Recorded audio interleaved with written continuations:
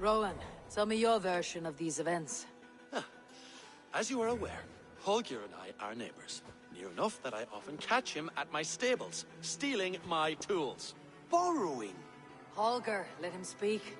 Stealing, borrowing. My point being, I have always allowed him to use whatever he pleased. I greatly admire your Norse generosity and had hoped to match it. But this morning, Holger stretched the limits of my grace. Entering my stables for their feed, I found my most beautiful, gentle mare stripped of her tail. Bereft, not a strand in sight. I am ashamed to say my natural suspicion drew me to Holger, and how right I was.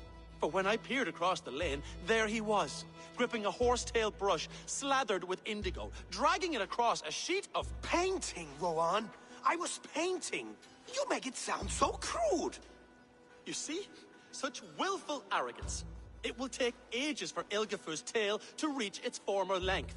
I demand compensation. I understand. Thank you, Rowan. Holger, let me hear your side. Eivor, you have known me as a skald for years. You have seen how my poems bring life and joy and wisdom to our people. And you know that my work requires a certain, let us say, freedom. To make use of rare resources to compose my verses.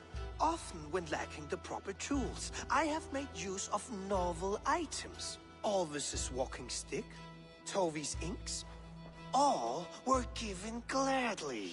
You cut off my horse's tail to make a brush, you bleeding... Rowan? As I was saying, this morning in the throes of poetic reverie, I realized that my latest piece required delicate brushwork.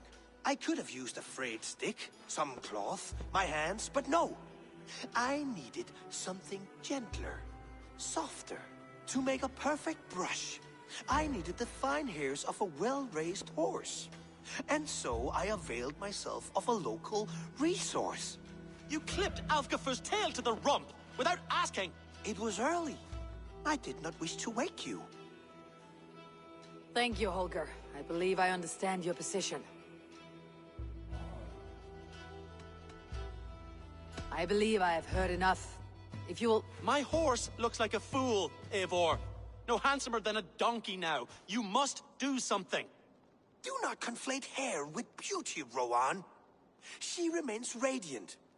Elgifur's hair will grow back in no time.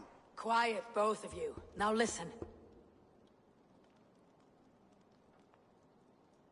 Holger, Rowan is clearly in the right. You sheared the tail from his horse without gaining permission. I borrowed the tail. Borrowed! Does the reality of regrowth not make this a victimless crime? It is a two-victim crime, Holger. Though they are unharmed, you took without asking, and that will not do. As the horse's value has diminished significantly, you will pay Rowan its market price. But the horse was not for sale. Rowan, admit it. My decision is final, Holger. Pay what you owe and meet tomorrow as friends. And if I do, may I keep the horse? Pay the man and be done with it. Rowan, does this satisfy you? It does. Thank you, Eivor. Good. Then by Tyr's blessing, let this matter rest. We are done here. Return to your homes in peace.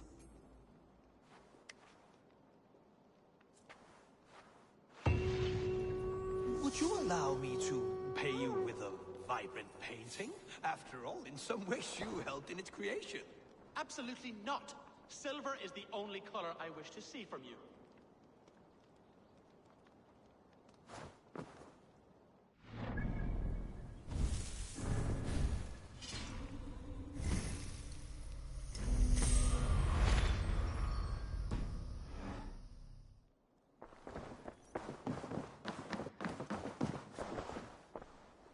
Oh, hello, Eivor.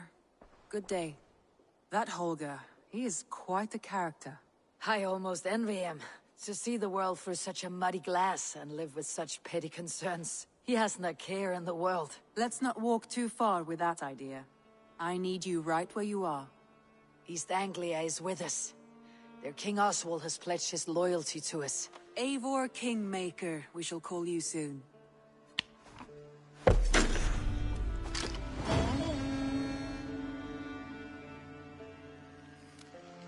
Some interesting news. King Ceolwulf has sent Ceolbert to Shropshire. He hopes to install him as Elderman there. Good for Ceolbert. He should do well considering all he has learned from you. I gave him only a taste of my knowledge. The rest he will need to figure for himself. One more thing. I do not know if you heard, but Svend passed away a short time ago. The poor man slipped away in his bed. I had not heard, no. And how is Tovi? She must be gutted. It has been rough on her. She spends quite a lot of time at his burial mound. Speak with her, if you have the time.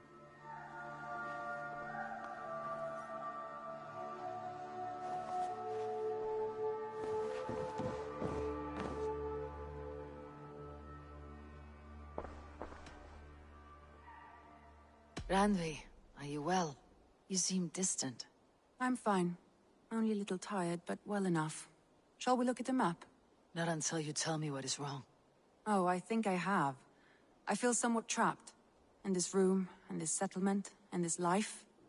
I cannot help you with your life just now, but I can get you out of this room. What do you say? I don't know. There is much work to be done. Stop. Forget about alliances and responsibility for just a few hours. We could take a ride to Grandebridge or somewhere nearby for a change of pace. That sounds lovely. And too far to consider just now.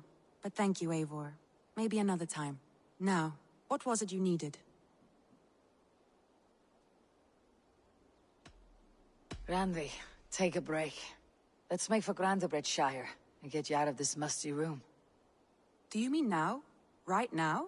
Of course. You said you were tired of all this, so why not? Stretch your legs and fill your lungs. I did ask, didn't I? You're right. Lead the way, Eivor. Follow me.